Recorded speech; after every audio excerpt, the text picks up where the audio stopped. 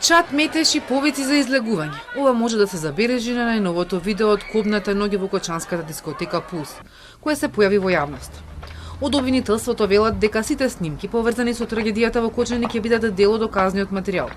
И оние од камерите од околните објекти и оние објавени на социјалните мрежи ќе се анализираат низ истрагата за лоцирање на причините и одговорноста за пожарот, во кој животот го загубија 59 мина, а над 190 беа повредени. Истражните действија продолжуваат и денеска, но конкретни чекори од обвинителството не откриваат. Изминатите денови се вршаа претреси во домот на сопственикот на Пулс, Дејан Јованов Деко, неговиот автомобил и двата угостителски објекти, дискотеката Пулс и кафе-барот Класика, како и во канцеларијата на Државниот пазарен инспекторат во Кочани. Истрагата стартуваше со 24 осомничени во притвор, но Кочанскиот суд за тројца ја променил мерката во куќен притвор. Екс-градоначалниците на Кочани, Радко Димитровски и Николче Илиев и поранешната директорка на Државниот пазарен инспекторат, Анета Сименска-Димовска.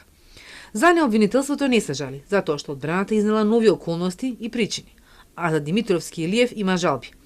Од штипска апелација за утре најавија одлука, дали ќе останат во притвор или не.